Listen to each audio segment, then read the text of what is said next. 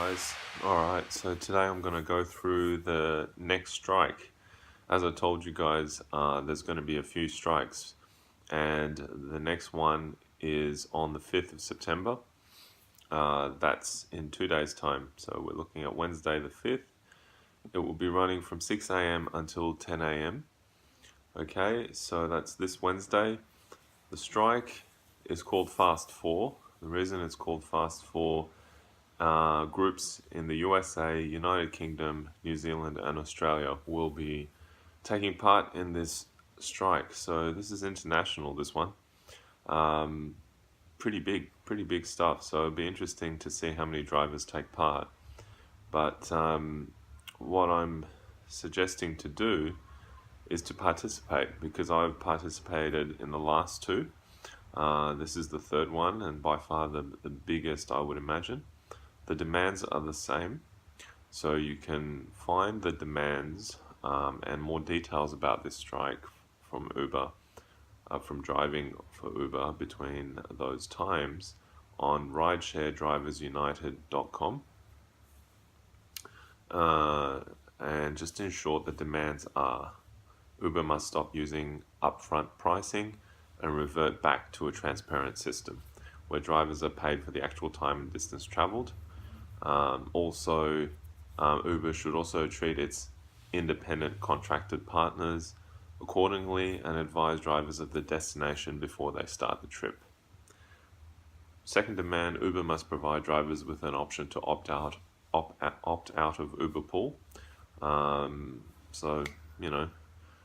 They should also pay the equivalent of UberX base rates plus at least 20% more, as they are required to pick up multiple passengers over multiple stops.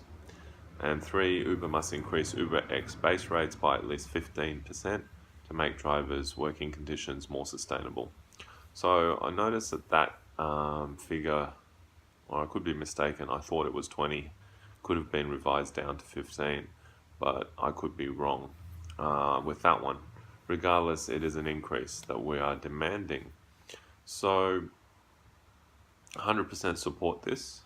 As I've said before, you either lie down and take whatever is dished out at you in life, or you see within reason, that this is a negotiation, right? When you enter into any kind of thing in society, usually when it's business related between two parties, you need to negotiate with that party if you want to do business with them.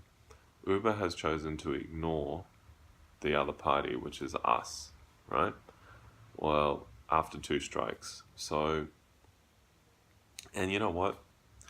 Yeah, maybe not enough drivers, according to some of us out there, are taking part. But this is an ongoing process. So more and more people will become aware of it. More and more people will become educated that this is a very natural part of doing business in society, between people. Yeah, you can't expect to just go, okay, we're going to do this now. Uber's like, okay, we're going to do this now. Just do it. The reason this is my perspective on this. The reason they feel they can get away with this, because there are so many drivers out there who just go, you know what, I'm just doing this as an extra thing. And yeah, it's great. It's such a good idea, and they're blind to the fact that yes, it is a good idea, but you're not seeing the bigger picture, that this isn't just about you, having some extra time, having fun.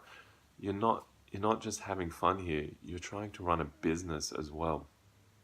You pay GST, and if you don't, then you really haven't looked into what you're doing. You think you're just driving some customers around, passengers around, and you're making a few extra dollars.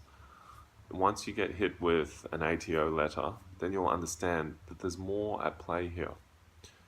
And people like myself and the Rideshare Drivers United are looking out for your interest as well, even though you aren't, or you are complacent, or you can't be stuffed, thinking about this kind of stuff. Well, there are those of us that can be stuffed, and you should be.